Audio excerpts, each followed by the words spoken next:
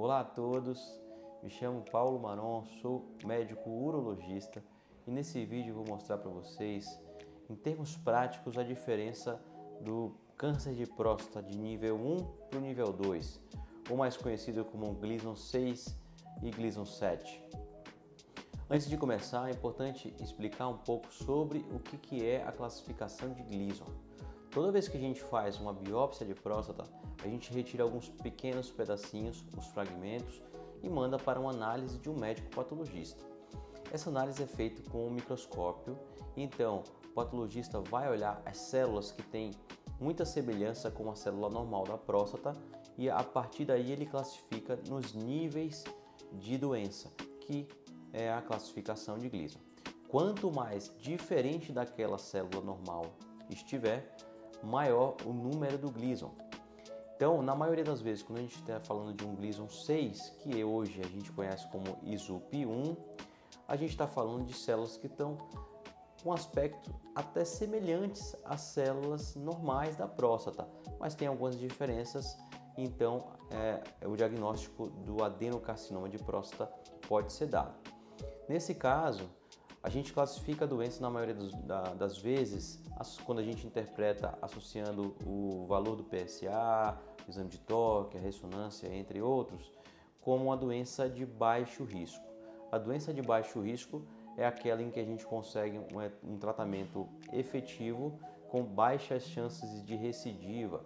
É uma doença que é completamente curável quando a gente realiza um procedimento como a cirurgia ou a radioterapia, por exemplo. Já aquele que tem a classificação de Gleason 7, que pode ser tanto 3+4 quanto 4+3, a gente tem uma situação um pouquinho diferente. O fato da gente ter um padrão 4 no Gleason já muda muita coisa com relação à característica das células e o grau de agressividade da doença. Por isso que são doenças completamente diferentes, apesar de serem tudo câncer de próstata. Então eu vou mostrar em termos práticos, em números, a diferença de sobrevida de um para o outro e também as chances de a gente fazer uma cirurgia mais preservadora ou não, a depender da característica de Gleason.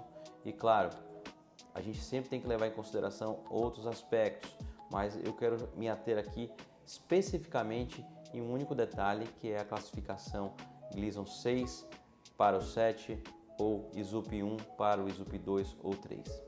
Nesse gráfico a gente vai comparar aqui o paciente Gleason 6 do Gleason 7, diferença de um 3+3 com um 3+4. A gente pode perceber que a sobrevida geral, ou seja, a chance de curar a doença e ficar livre do problema, é praticamente o mesmo em 15 anos. Só que a grande e maior diferença está aqui, na chance de recidiva. Praticamente, o paciente Gleason 7 ele tem o dobro de chance dessa doença retornar em algum momento e a gente precisar de algum tipo de tratamento complementar. Nessa última figura, a gente pode observar as diferenças da peça cirúrgica, as chances da gente ter um comprometimento dentro da próstata e aqueles que têm chance maior de extravasamento, ou seja, ter ultrapassado a cápsula, que significa uma doença um pouco mais avançada, mais agressiva. A gente percebe essa grande diferença do Gleason 6 para o Gleason 7.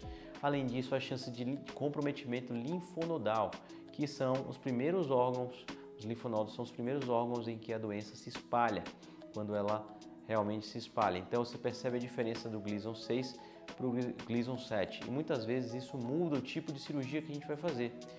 Eu posso ser muito conservador, não preciso muitas vezes fazer linfadenectomia, e na outra é importante eu ter cuidado com as margens e principalmente com a linfadenectomia.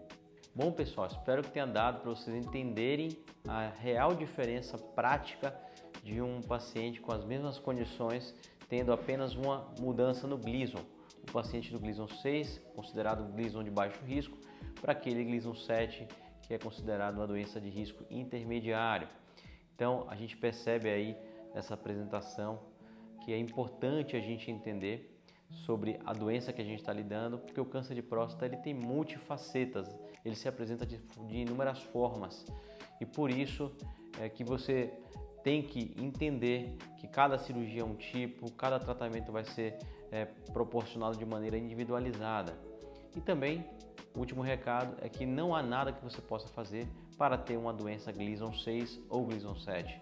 Isso depende da biologia do tumor, do comportamento que cada paciente vai ter com o tumor que desenvolve. Um grande abraço a todos.